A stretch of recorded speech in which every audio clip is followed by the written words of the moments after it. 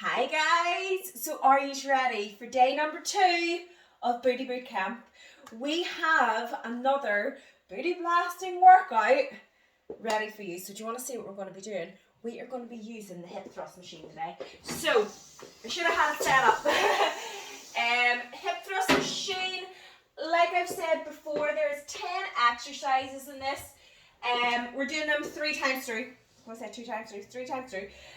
You don't need a hip thrust machine to be able to do this. You can use a bench. Just make sure that if you're using a bench or a chair that you push it against a wall, that it's not going to slide away from you because your feet are going to be in the floor, whereas I'm not going to move on this. That's why I like it so much. So if you don't have any equipment whatsoever to rest your back on for the hip thrust, you can just do a bridge from the floor.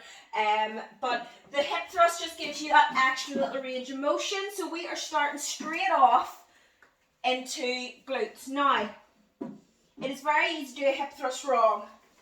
Make sure that you've got that weight across your hips. Don't put it up in your belly. Don't put it too far down in your legs. Just resting on your hips. Make sure you pad it out if you're using a weight. You want to stop just below the scapula. Core in nice and tight. Slightly tuck the glutes underneath so there's quite a posterior tilt to your pelvis. You're going to go down. Make sure you push through the heels. Up. Squeeze the glutes at the top again. Down. Up. So you're not doing them really fast. Nice. Up. Squeeze. Controlled. Squeeze. Controlled. And try to use the glutes. It is quite easy sometimes to use the quads if you're pushing through your toes and you end up going up like that and you're arching the back.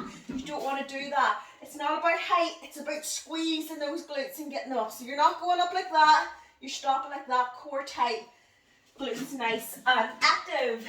So that is our hip thrust. We'll need that again in a second. Next up, kickbacks. With kickbacks, I use my lighter resistance band. So this is the lightest resistance band in my pack. What I find when I go a little heavier, I just start feeling it really on my back and not on my glutes at all. So I go lighter, I can concentrate my glutes easier, and that way I'm feeling it where I should be. So yeah, I usually put it around my knees. I had to think there. Down onto all fours, so it's like a donkey kick nearly. And you're going to kneel on one leg and you're going to go up and just squeeze through the glutes.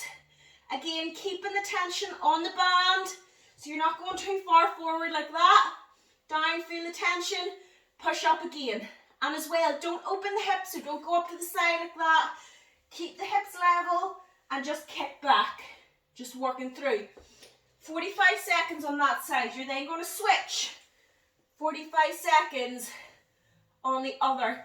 And really, really concentrate on using the glutes, because if you go too heavy with that, the next thing, your lower back going to try and take over and you're going to start feeling that pain. So I rather go light, really concentrate in the muscle, work through it, and then when I feel I'm ready, I can then go heavier on the resistance, but I find I really feel that lighter band. So, next up we have, switch lunges.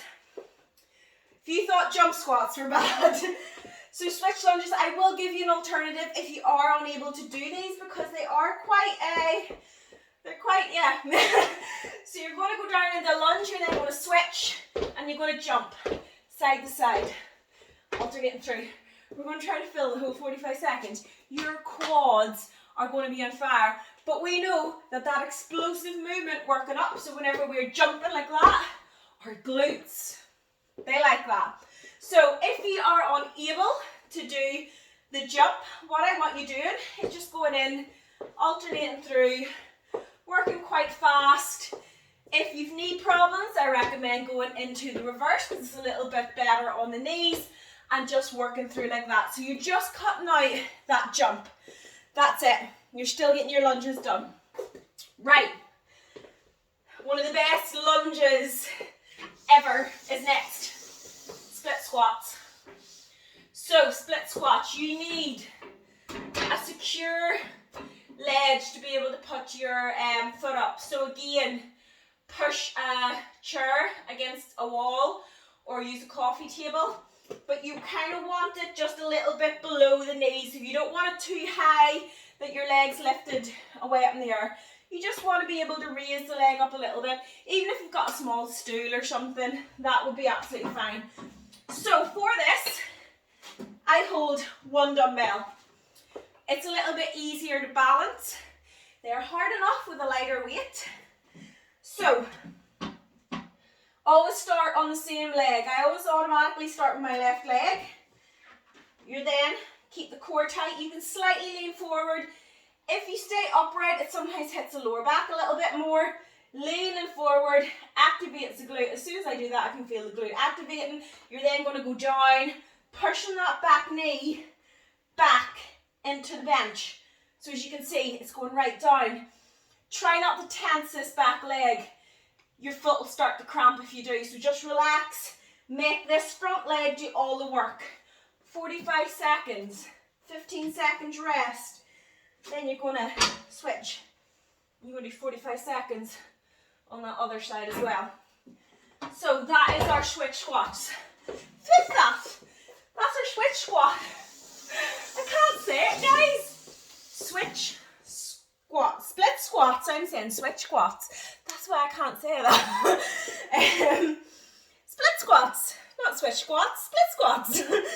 Right, after that, we are going to be staying on the same leg.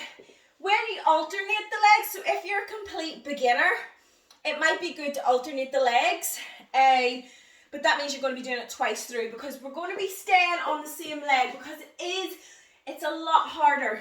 So if you're a beginner, you can alternate with your curtsy lunges, but or you can stay on the same leg and just give yourself a rest if need be. So again, I always go onto my left.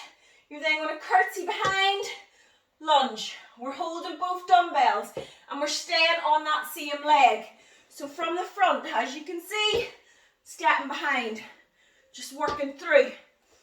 So if you don't feel like you're strong enough yet to be able to do the one leg, you can alternate and just work through.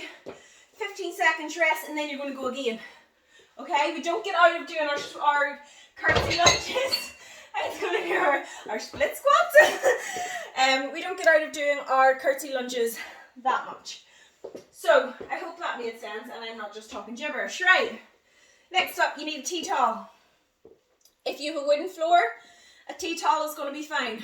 If you have carpet, you're going to need paper plates or a bit of paper that isn't going to rip. You can even try a plastic bag actually, like a bin liner that's quite strong. If you've none of that, go into your stiff leg deadlifts, okay? But we are going to be doing heel drags if you've got a tea towel. So,